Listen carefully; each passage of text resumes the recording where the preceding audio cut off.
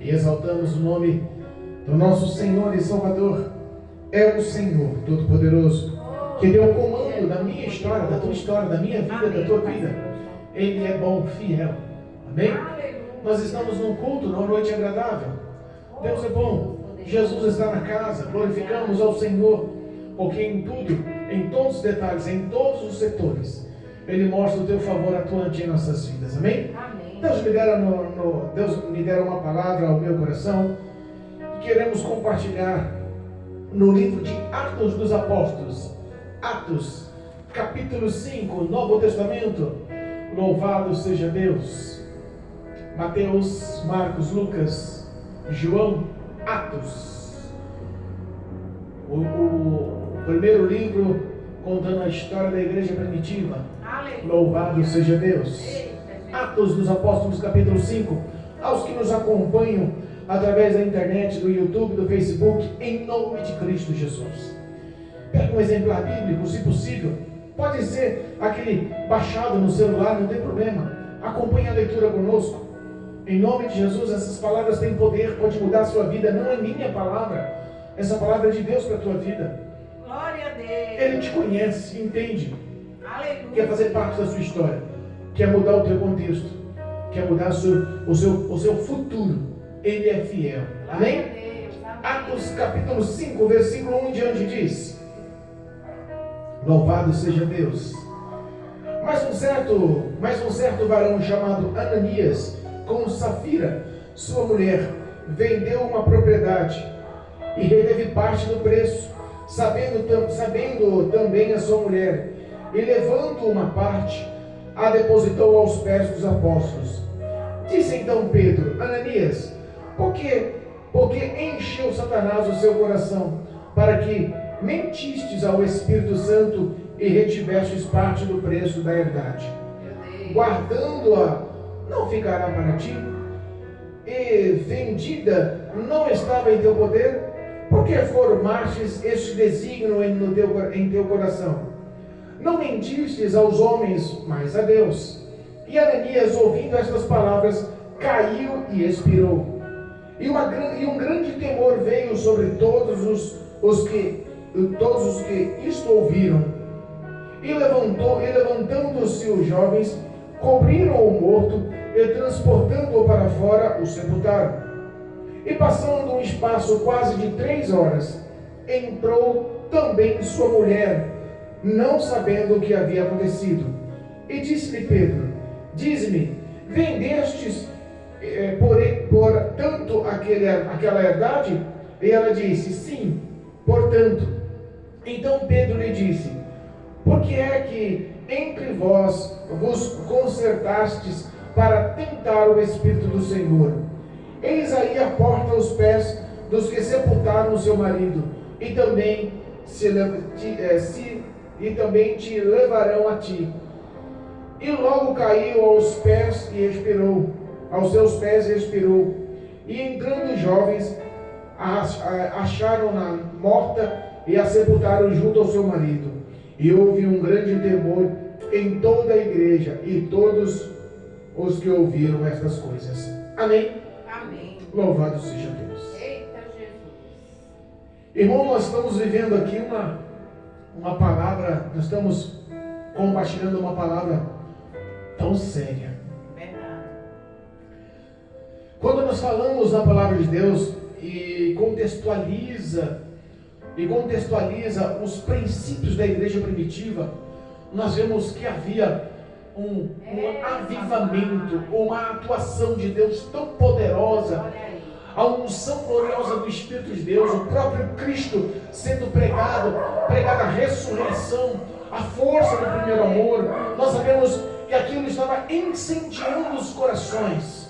Nós sabemos que o princípio da igreja primitiva foi um princípio formado no fogo espiritual tão intenso, com sinais, graças e maravilhas. Nós sabemos que os apóstolos de Jesus, os 12 que estavam como aprendiz do Senhor, estavam ali já ousando, levando, cheio de graça e cheio de poder, a atuação do cristianismo e do evangelho sobre a face da terra formando instituições ministeriais e igrejas.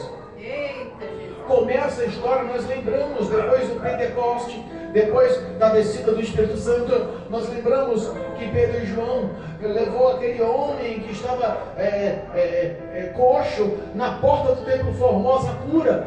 E nós vemos tudo o que aconteceu com aquela situação. No alpendre chamado Salomão, depois de uma pregação de Pedro e João, quase 5.000 almas se renderam. Nós sabemos as repercussões, aquele povo, aqueles homens, mulheres e crianças que se renderam ao Senhor. Foi o início de uma grande ação espiritual, de um grande avivamento espiritual. Nós vemos que tudo o que acontecera, a repercussão dos sacerdotes e dos líderes, dos príncipes, sacerdotes, doutores da lei, que prenderam Pedro e João, e depois os soltaram porque não tinham do que acusar, porque era nítido o milagre. Depois das pregações, depois dos ensinamentos, nós vemos que tudo ali estava tendo uma ação poderosa da parte de Deus. E aquele povo, diz as Escrituras, que crescia cada vez mais o número dos que criam, e formava as multidões cada vez maiores dos que criam. E aquele número de pessoas começou a ter um pensamento unânime, um pensamento único de coração. E nós vemos que no princípio do Evangelho, os sentimentos corroboravam, como esse que está escrito aqui em Atos capítulo 4, versículo 32. É um pouquinho antes da leitura do céu que nós lemos. Versículo 32 do capítulo 4 diz assim, e era o coração e a alma da multidão dos que criam, e ninguém dizia coisa alguma do que possuía, que era por sua própria, mas todas as coisas lhes eram comuns. O que eles começaram a viver? O que eles começaram a praticar? O que eles começaram a agir? Da seguinte forma: a partir de agora somos de Cristo, a partir de agora nascemos em Cristo, a partir de agora somos novas criaturas, a partir de agora somos discípulos do Senhor. Então, tudo que eu tenho com a minha visão material, todos os meus bens, toda a minha herdade, todas as minhas plantações, as minhas casas, os meus terrenos, toda a minha riqueza, na verdade não é minha mais. Eles não viam mais como sua própria, mas viam como um conjunto unânime chamado igreja, chamada povo de Deus. Então aquele povo começou e decidiu honrar para início daquele cristianismo, início daquele evangelismo, início dos ministérios, começou a honrar. O que eles faziam? Eles vendiam o que tinham e davam, punham aos pés dos apóstolos, para que eles pudessem administrar, para que não faltasse aos necessitados. Olha aí. O versículo 33 diz assim, e os apóstolos davam com grande poder testemunho da ressurreição do Senhor Jesus, e em todos eles haviam abundância de graça. Entenda, as pregações eram poderosas, as ações através dos ensinamentos tinham verdadeiramente frutos, estava crescendo o número de pessoas, os milagres estavam acontecendo. Versículo 34, e não havia entre eles necessitados algum, porque todos os que possuíam herdades ou casas, vendendo-as, traziam o preço que fora vendido e depositavam aos pés dos apóstolos, e repartia cada um segundo a necessidade do que tinham. Tradução: acho que as pessoas começaram a entender, não preciso mais de acúmulo de bens. A partir de agora, a dedicação da minha vida vai ser para que a igreja cresça, que o ministério cresça, que a formação do que venhamos a ter seja não só para comigo, mas para a necessidade dos que estão carentes, para as pessoas que estão necessitadas. Eles começaram a entender, as minhas plantações são grandes, eu não posso estar acumulando dinheiro sobre essas plantações, sendo que do ministério que eu faço parte tem pessoas passando fome. Eu não posso mais ter 4, 5, 6 casas, eu não posso ter um grande número de casas, sendo que tem pessoas que estão passando necessidades no nosso grupo, não tem moradia onde nós estamos, vendiam as casas e tudo que era de dinheiro, todos os terrenos, as casas, as plantações, tudo que tinham, eles pegavam o dinheiro unânime, sem tirar um centavo, e depositavam aos pés dos apóstolos. E eles repartiam a cada um segundo as necessidades do povo. Tradução: havia em tudo aquilo ali comunhão. Olha aí. A igreja cresce quando há comunhão. Salmo 133, onde há comunhão, Deus ordena a bênção. Não há outra instituição que possa crescer se estiver dividida entre si. Não tem como o homem crescer se os pensamentos não são iguais, se os dois não andam no mesmo perfil de pensamentos, no mesmo caminho, no mesmo percurso. Se um tentar boicotar o outro, pode ter certeza que aquilo ali vai a fundo, vai a pique, vai afundar, vai se perder. O pensamento daqueles cristãos eram pensamentos vívidos, porque eles viam a ação da graça do Espírito de Deus atuando sobre os apóstolos.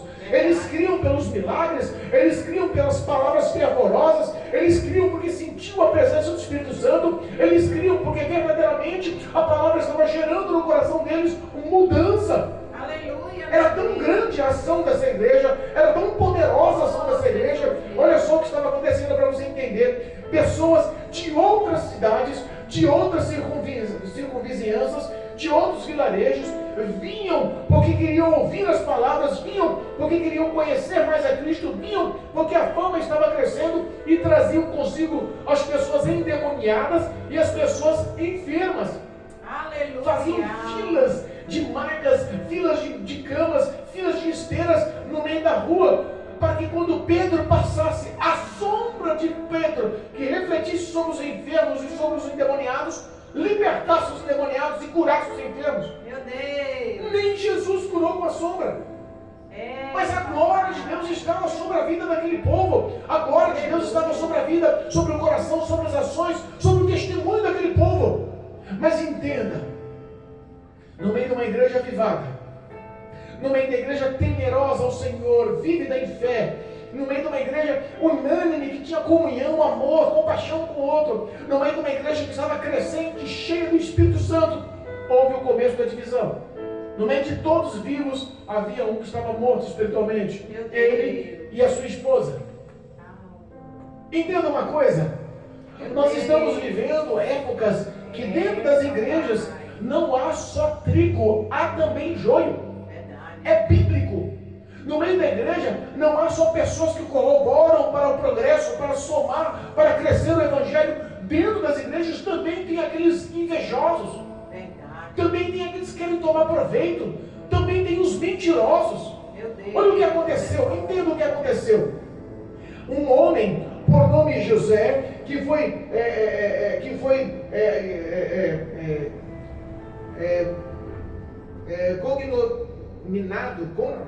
cognominado, versículo 36 do capítulo 4. Então José, cognominado pelos apóstolos como Barnabé, os apóstolos colocaram o nome dele, de José, colocaram como Barnabé, que traduzindo quer dizer filho da consolação. Olha só, esse Barnabé, ele era levita e era natural de uma outra cidade, de Chipre. Ele não era de Israel, ele não fazia parte do povo, mas ele foi alcançado pelo Evangelho, ele nasceu de novo, ele foi convertido, ele tinha o Espírito de Deus. E esse Barnabé, ele tomou uma ação que não foi pedida, foi uma ação de glória, de amor, uma ação de prazer em honrar a obra. Ele foi lá, ele possuía as suas herdades, ele possuía casas, ele possuía terras, ele possuía terrenos. Ele vendeu e trouxe o preço e apresentou aos pés dos apóstolos. Aleluia. Ele vendeu e colocou todo o dinheiro nas mãos dos apóstolos. Olha, vocês são os administradores, vocês estão à frente, vocês tomem as decisões conforme o coração de vocês, porque sabemos que vocês são homens de Deus e que vocês amam esse povo. Aleluia. Eles confiavam, eles acreditavam, mas na cabeça de um homem que está morto espiritualmente, mesmo no meio do povo vivo, na cabeça de um homem que em vez de trigo ele é joio, é invejoso, ele pensa o seguinte: um homem chamado Ananias e a sua esposa Safira, eles pensam o seguinte: rapaz, vamos ter o mesmo crédito que Barnabé, vamos ter a mesma bola cheia que Barnabé teve, meu Deus. Vamos se juntar aos apóstolos como os outros estão fazendo, vamos mostrar que a gente é igual ou até melhor. Vamos fazer o seguinte: vamos vender a nossa casa, vamos vender o que nós temos, não foi por amor, não foi porque se preocupava, não foi porque queria o bem ao próximo, não foi porque queria o crescimento do Evangelho, não foi porque queria o crescimento ministerial, foi porque ele queria se igualar aos outros, colocou na cabeça dele que ele tinha que se mostrar e ser exemplo como os outros. Olha aí. Algumas coisas mostram que as pessoas não fazem porque amam, mas fazem porque querem se mostrar. E quando fala assim em dinheiro, quando fala assim em doações, quando fala assim em dízimo, quando fala assim em ofertas, a grande maioria das pessoas fala assim: o pastor é especialista em pregar sobre dinheiro, é especialista em falar para o povo doar, é especialista porque é os proveitos de cada um. Mas nós entendemos que esse contexto não foi um contexto do Velho Testamento, onde era aplicada a lei, é um contexto no Novo Testamento, onde os seres humanos que fazem parte do corpo de Cristo se preocupam com o crescimento de Jesus. Sabe o que me vem à mente? A oferta da viúva pobre, lá em Lucas 21. Lembra quando Jesus, observando as pessoas doarem, viu os sacerdotes, os grandes homens, depositando valores exorbitantes, depositando grandes quantias, mostrando para o povo que tinha condições e mostrava de uma forma que se expunha para se engrandecer. De repente, uma viúva de natureza humilde, pobre, sem condições, vivendo uma vida de apertos, ela vai porque ama a obra e dá 2 pequenas moedas no gasofilácio. Na caixa do tesouro ela bota 2 pequenas moedas. Jesus olha para ele, para os discípulos, e fala: está vendo aquela senhora? A melhor oferta de todas foi dela. Meu Deus. Os outros dão grandes quantidades, mas dão do que sobram. Não tem amor. Não estão fazendo com verdade. Não se preocupam com o pobre, com o órfão, com a viúva. Não se preocupam com os estrangeiros. Eles querem mostrar que tem condições. Mas essa viúva, tudo o que tinha para o seu sustento, no mínimo ela não tinha o que comprar para comer amanhã, não tinha como sustentar, não tinha como pagar suas dívidas. Ela simplesmente deu o que tinha porque ela amava a obra. Aleluia. Ela amava a obra. Sabe que às vezes nós vemos que a verdade ela se sobressai verdadeiramente, que a natureza de doar à igreja ela se sobressai naturalmente. Algumas pessoas dão porque amam, outras pessoas dão por obrigação. Algumas pessoas amam, outras pessoas dão porque não querem perder a carteirinha de obreiro, não querem perder a carteirinha de membro da igreja. Sabe, existem algumas ações ministeriais que cobram de uma forma que não é bíblica. A Bíblia não nos ensina assim a falar sobre dízimos e ofertas, mas nos ensina para darmos segundo a vontade do nosso coração, não por necessidade, por obrigação, mas porque ama a obra do Senhor. Aleluia. Mas porque ama. Mas precisamos desse dinheiro. Não porque nós queremos para si, mas é para que não falte quando as necessidades baterem a porta, como graças a Deus todos os meses nós ajudamos aqui nesse pequeno ministério. Aleluia, meu Deus. Eles não estavam dando a venda da sua propriedade, eles não estavam dando aos pés dos apóstolos porque ele queria o bem ao próximo. Eles estavam dando porque eles queriam a bola cheia perante todas as outras pessoas. Meu Deus. O oposto do que Jesus falou daquela viúva. Olha aí.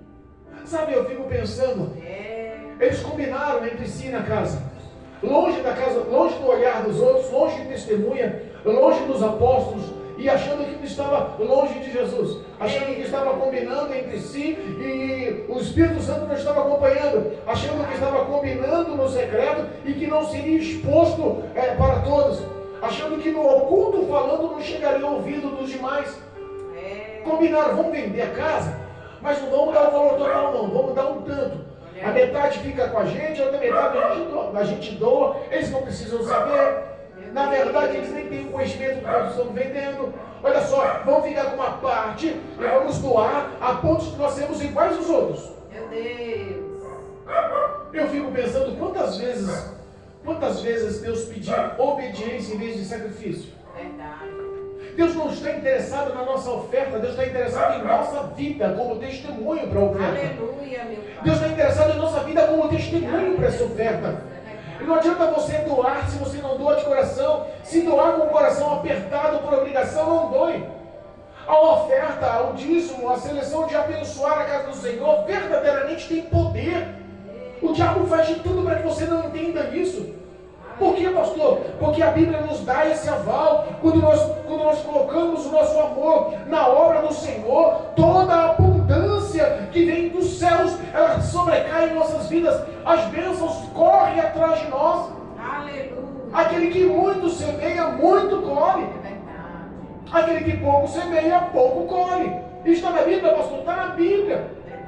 As pessoas às vezes pensam que é brincadeira, às vezes as pessoas pensam que isso daí é só para lucro do pastor, mas não é essa a verdade. Nós vivemos uma verdade espiritual, que temos a dependência de honrar e abençoar, mas precisamos desse recurso. Mas eles estavam pensando que estavam enganando o Pedro, enganando os outros apóstolos, enganando a membresia da igreja. Meu Deus. Quantas vezes nós enganamos a si mesmo achando que estamos enganando a Deus? Meu Pai. Quantas vezes nós enganamos a si mesmo achando que as pessoas não vão saber, mas é visto por Deus? Verdade. Aquilo que é falado ao pé do ouvido, a Bíblia fala que vai ser exposto no telhado para todos ouvirem. Aquilo que é cochichado nas sombras, na luz do dia será espalhado para que todos saibam. É verdade. Nada fica em oculto. A verdade do nosso ser, ela é vista pelo Senhor. Ele nos conhece, entende nossas vidas, entende os nossos pensamentos, os nossos sentimentos. Aleluia. Quando ele chega lá e deposita parte, Ananias foi primeiro, depositou parte do que ele vendeu, metade provavelmente do que ele vendeu aos pés dos apóstolos. Pedro olha para ele e diz assim: ô Ananias, Meu Deus. por que você deixou Satanás encher seu coração? Olha aí. Por que formulou tais pensamentos na sua mente? Misericórdia. O dinheiro era teu. Se você vendesse, era teu. A casa era tua. Não precisava formular essas questões. Meu Deus. A gente não precisa desse tipo de doação. A gente precisa que você seja aprovado para doar. Se você não for aprovado para doar, a sua doação não tem honra, não tem crédito, não tem valor. É, meu Pai. Eu fico pensando quantas vezes nós queremos ser aprovados pelos homens e sendo reprovados por Deus. Misericórdia. Sabe que hoje eu fui cortar o cabelo. Deu um tapinha no cabelo. Louvado seja Deus. E conversando com o cabeleireiro, eu estou cortando o cabelo, ele cortando o meu cabelo, e chega um outro senhor de uns 70 anos, com a perna enfaixada, com uma muleta, e os dois começam a conversar, e eu sentado, o salão de cabeleireiro vazio. E eu sentado, ele cortando o cabelo, eu calado, e ele conversando com o senhor lá fora. E eu começou a falar com outro de idade, começou a falar de cansaço, aí de repente mudou o assunto, começou a falar sobre doenças. O outro falou assim: não, eu quando tinha 50 anos, eu trabalhava assim, trabalhava assado, trabalhava cozido, não tive problema nenhum. Agora eu cheguei nos 70, estou todo ruim, cheio de dores, cheio de problemas, cheio de saúde, indo para o médico. E o outro, o cabeleireiro, virou para ele e falou assim: rapaz, eu tenho 53 anos, mas o médico já falou que eu tenho diabetes, tenho colesterol, tenho isso, tenho aquilo, mas eu não sinto nada, e eu agradeço a Deus por isso. Ele falou assim: rapaz, mas você está cedo, não vai morrer agora não, você vai viver muito tempo ainda. Eu tenho 70 anos, tenho um monte de expectativa, você vai viver muito tempo ainda.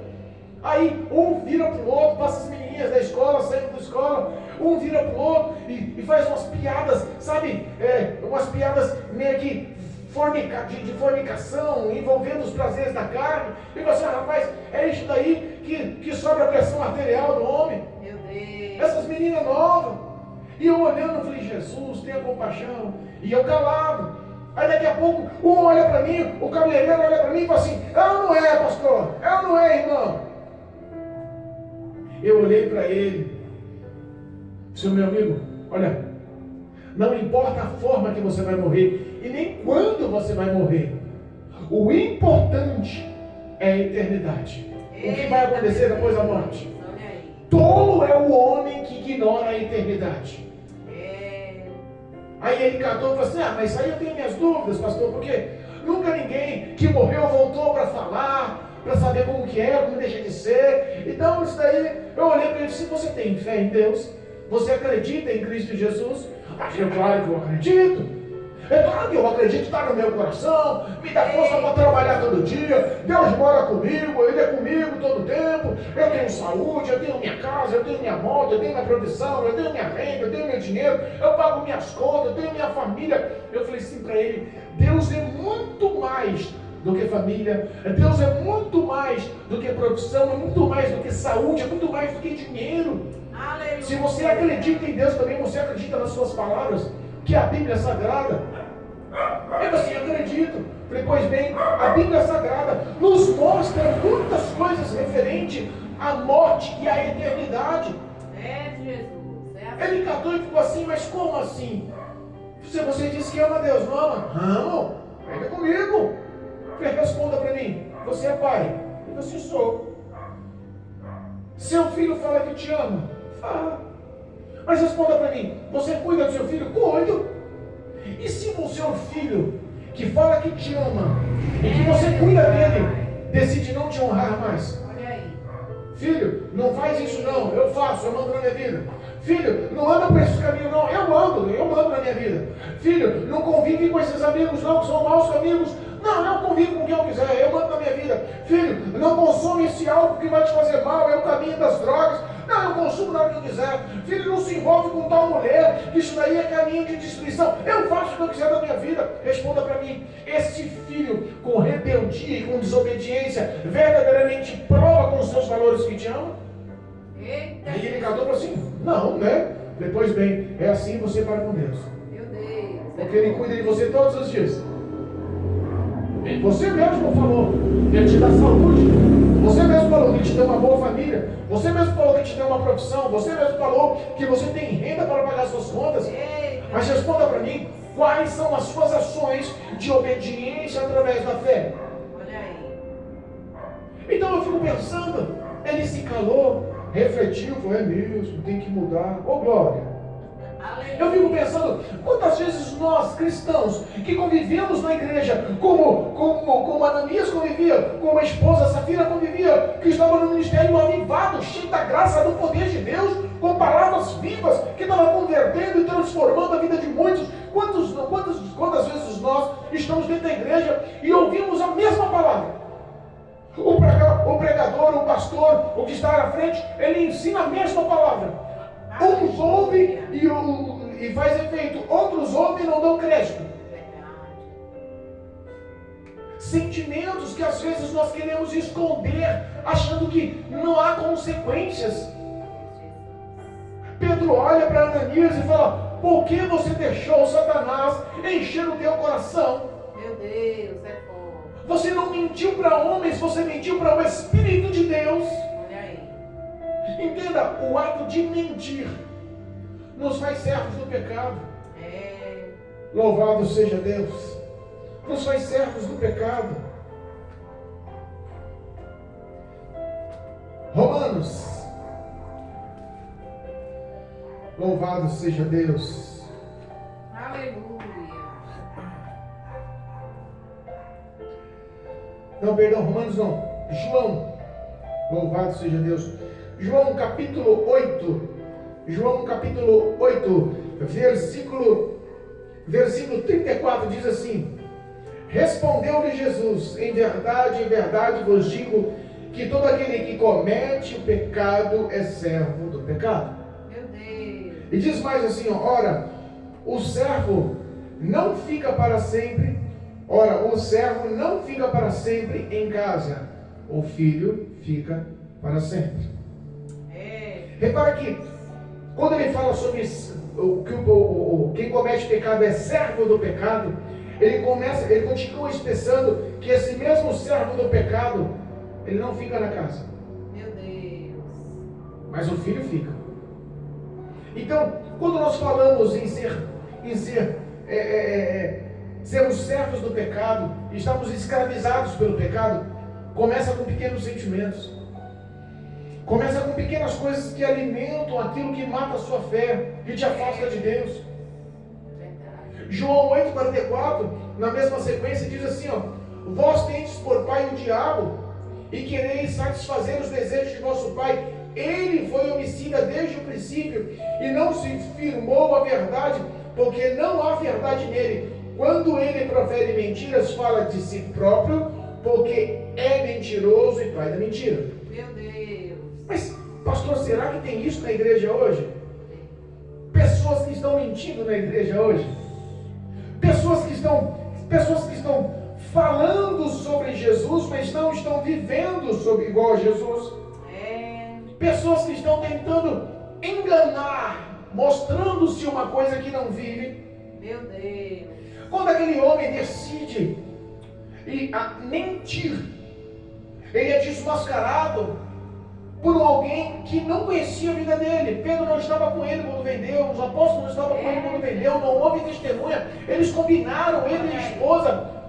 Era uma mentira que aos olhos de todos era insondável, as pessoas não iam adivinhar, era uma coisa calculada. Mas de repente o Espírito Santo revela. Olha aí. E quando há o confronto, repara que não houve arrependimento. Meu Deus. Ele se calou. Olha aí. Ele poderia ter falado na hora: Pedro, é verdade, mas eu me arrependo. Sinto no meu coração que fiz errado. O Espírito de Deus me deu uma nova oportunidade.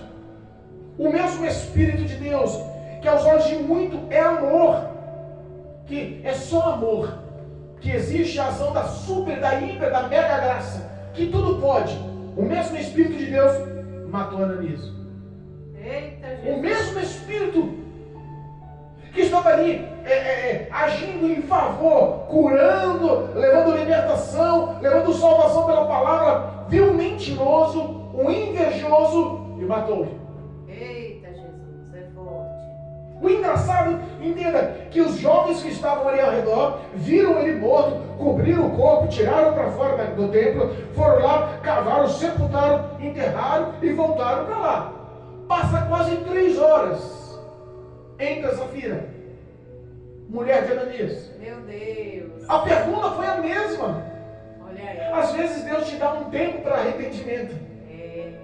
Às vezes Deus te dá um tempo, porque primeiro foi o marido, Ananias, quase 3 horas depois vai a esposa. Ela podia nesse meio tempo falar assim: olha, o que o meu marido sugeriu é errado, né? Está todo mundo doando tudo. Olha, as pregações estão expondo que Deus é vida e Ele tem tudo para nos abençoar. Não dependemos mais do homem, mas só do Senhor. Nós estamos aqui para viver pela fé, pela justiça, pela verdade, pelo amor ao próximo. Quer saber de uma coisa? Estão vendo os milagres, estão vendo a ação de graça, estão vendo a salvação. Eu não vou agir que nem meu marido, não. Porque a salvação é indivíduo. Ela podia ter falado assim: ó, meu marido combinou uma coisa comigo, mas eu me arrependi de ter dado ouvido para ele. Quer saber da coisa? Eu não vou seguir o conselho do ímpio. Eu não vou andar como o ímpio está aconselhando. Eu não vou fazer conforme aquele que não tem temor, que está mentindo, que é servo do pecado, que está agindo através de desobediência. Eu não quero andar nesse caminho, não. Eita, papai. Pedro entra, quando ela chega na presença dos apóstolos, chega na presença de Deus e deposita o dinheiro. Pedro olha para ela e faz a mesma pergunta: quanto vocês venderam? O valor que vocês venderam é tudo que está aqui? Ela confirma: é. Olha aí. Houve conivência com o pecado. Houve compartilhamento com o pecado. Não houve arrependimento. Pastor, mas ela não sabia que o marido tinha morrido. Mas aquele tempo foi um tempo para ela se converter das más ações, do que estava combinado. Porque se ela soubesse que o marido morreu pela mentira, ela teria voltado atrás para sem arrependimento, com medo. Ela teria voltado atrás: você está maluco, meu marido morreu porque mentiu, não vou mentir nada. Nem que eu tome prejuízo, está tudo dinheiro aqui, eu não quero morrer não. Mas não há verdade, não há arrependimento, não há transformação, não há mudança. E tem pessoas que estão vivendo esse tipo de padrão dentro da igreja. Estão vivendo esse tipo de ruína dentro da igreja. Sabe que quando nós falamos em verdade, quando nós falamos em doar-se a Deus, eu lembro do testemunho daquela missionária Kellen Gaspar. Aquela mulher verdadeiramente é um exemplo para o evangelho. Ela foi pregar no sertão do sertão, no local extremamente pobre, humilde, a igrejinha mínima, pequenininha, num local ermo, uma pobreza, numa caatinga, numa seca, numa dificuldade. E ela, quando foi pregar sobre culto de missões, no meio da pregação ela pede uma oferta. uma oferta missionária, uma oferta para abençoar as missões, e ela fala que no próximo culto viria recolher as ofertas. E como o povo muitas das vezes não tem dinheiro, às vezes doa um pouco de arroz, doa um pouco de farinha, doa um pouco de legumes, doa uma peça de roupa, ou às vezes doa mesmo dinheiro. Eu sei que quando ela pregou uma palavra e pediu uma oferta e disse que no próximo culto viria buscar, uma criança no próximo culto lhe chamou a atenção. Uma criança chega para ela na hora do culto e fala: missionária Kelly, está aqui a minha oferta. Ela cata, abre, ele disse: abre a mão. Ela abriu e depositou 3 moedinhas de 10 centavos na mão dela. 3 moedinhas de 10 centavos. Ela olhou e falou assim: o que representa isso? Ela falou assim: sabe, missionária, que o meu pai saiu de casa, disse que ia trabalhar em São Paulo e nunca mais voltou. Meu Deus. Sabe que é eu e mais 2 irmãos, nós somos em 3. Eu sou o mais velho. Essa criança tinha em torno de uns 6, 7 anos. Eu sou o mais velho, falava até com dificuldade. E minha mãe, ela é empregada doméstica numa casa, e ela sai para trabalhar todos os dias. E quando ela sai para trabalhar, ela põe 10 centavos na mão de cada um de nós, que é para a hora que der fome, nós ir na quitanda do vizinho, comprar cada um ovo, voltar, fritar ou cozinhar e comer aquele ovo como refeição num dia. É a refeição que a gente come no dia, porque à noite, quando minha mãe chega, ela traz o resto de comida que eles deixaram para nós possamos comer à noite. E no outro dia a mesma coisa. Nós temos 10 centavos para comprar um ovo e comemos esse ovo. Mas sabe, missionária, que eu decidi não comer esses 3 dias. E estou doando a minha oferta missionária. Ela falou assim: mas filho, por que isso? É tão pouco. O que aconteceu? Eu falei assim: eu fiquei sem comer os 3 dias. Mas por quê? Porque eu já conheço a Cristo Jesus. Aleluia. Mas por quê? Porque eu já nasci de novo, porque o Espírito Santo mora no meu coração, porque o meu nome está escrito no livro da vida, porque eu tenho o Senhor governando a minha vida, e eu quero que esse mesmo Evangelho, esse mesmo Espírito, essa mesma palavra alcance a vida daqueles que não têm condições, alcance a vida daqueles que estão passando dificuldades e não estão sendo cuidados por Deus.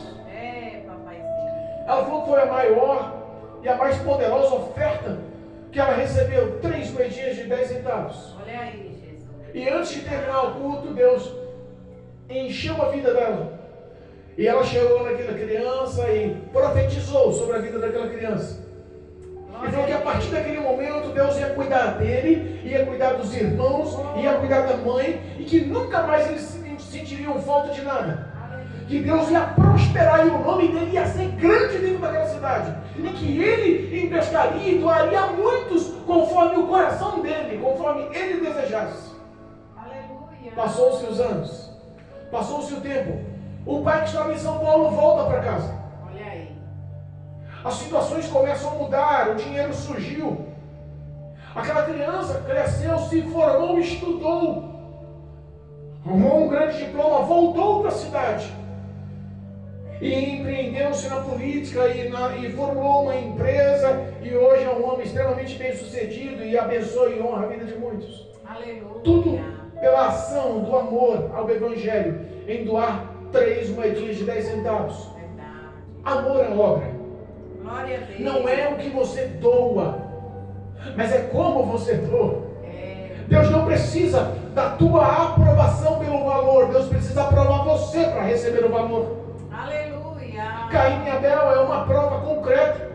Deus aceitou a oferta de Abel, aceitou Abel, mas recusou a Caim e recusou a sua oferta. A recusa foi primeiro pela pessoa, para depois da oferta. Às vezes nós estamos sendo recusados. E não conseguimos entender que o nosso dinheiro não faz a diferença se não foi aceito por Cristo. Meu Deus, Quantas pessoas estão hoje congregando em grandes ministérios, vivendo uma vida de mentira, uma vida de inveja, uma vida de ganância, de avareza, uma vida de amor ao dinheiro, às vezes uma vida no adultério, mas não perdem o cargo dentro da igreja porque a oferta é grande. Não posso perder esse irmão, não. O dízimo desse irmão é 10 mil, pelo amor de Deus. Deixa ele viver a vida do jeito que ele quer. Bota ele como pastor, como presbítero, como missionário, como evangelista aqui do meu lado. Bota ele no altar, porque esse homem não pode sair da igreja, não. O dízimo dele é muito grande. Meu Deus, é assim. Oh, Jesus. Deus quer aprovar você primeiro. Aleluia. Porque ele não depende de você. É verdade. A obra é dele. Os valores, a prata e o ouro, a riqueza deste mundo estão nas mãos do poderoso Deus. Aleluia. Cabe a ele empobrecer e cabe a ele enriquecer o homem. O homem não é nada se Deus não bater o machado, o martelo. É verdade. Cabe a ele. Oh, glória a Deus. E encerrando, Aleluia. louvado seja Deus. Jesus, Eu quero- todo-poderoso. Eu quero ler aqui em 1 Coríntios capítulo 1, versículo 8. O qual vos confirmará também até o fim, para seres irrepreensíveis no dia do nosso Senhor Jesus Cristo. Eita, Jesus. Fiel é Deus, pelo qual foste chamado para a comunhão do seu Filho Jesus Cristo, nosso Senhor. Aleluia. Entenda que não fala sobre oferta, não fala sobre valores, Olha aí. não fala sobre família, não fala sobre conquistas, não fala sobre profissão, não fala sobre renda. Fala em você se tornar irrepreensível no dia do juízo, no dia do julgamento, olhar nos olhos do Senhor com a mente limpa, o coração limpo e falar: Senhor, combati o bom combate, Aleluia. acabei a carreira, mas guardei a minha fé. É verdade. A minha vida pertence ao Senhor. Aleluia. Eu sei que o Senhor é fiel para aperfeiçoar, o Senhor é fiel para me firmar, o Senhor é fiel para confirmar. É o Senhor que me deu comunhão em teu Filho amado, Cristo Jesus, para que eu possa estar hoje aqui perante o tribunal de Cristo. Glória a Deus. Não pense que o dinheiro pode comprar a sua salvação. É, meu Pai. Não. Não pense que a conquista, que o acúmulo de bens, não pense que a sua notoriedade perante a sociedade, não pense que a sua fama dentro da igreja, não pense que seu cargo eclesiástico na igreja, não pense que isso é pago com o seu dízimo e oferta, não. Verdade. O necessário é nascer de novo, Aleluia. que possamos ser verdadeiros com o Senhor, para que a graça do Senhor nos aprove, para que depois Ele possa receber as nossas ofertas. Amém. Jesus. Em nome de Jesus, que possamos viver isso e saber que aquele que pode fazer o bem não faz, peca. Meu Deus. Eu repito, aquele que pode fazer o bem não faz, peca. E ele sabe que pode fazer o bem, e ela sabe que pode fazer o bem. Verdade. Está negligenciando, está olhando para os seus valores, para os seus projetos, para os seus desejos, para os seus prazeres, e deixa os que estão ao teu lado passando necessidade, porque infelizmente está mentindo para si, mas não mente para o homem, você está mentindo para o Espírito de Deus. Meu Deus. Cuidado. Que Deus possa te alcançar nessa noite. Amém. Que o fervor do Evangelho da igreja primitiva, a graça abundante que estava sobre a vida dos apóstolos, possa ser a mesma sobre a sua vida. Que você possa viver em justiça, pela fé, vivendo a verdade, o amor ao próximo. Que a graça do Senhor te dê vitória em todos os setores da sua vida. Que você honre o próximo mais do que a si mesmo. E que o nome de Cristo seja glorificado através do teu testemunho de vida. Em nome de Jesus. Em nome de Jesus. Amém? Amém. Louvado seja Deus. Glória a Deus.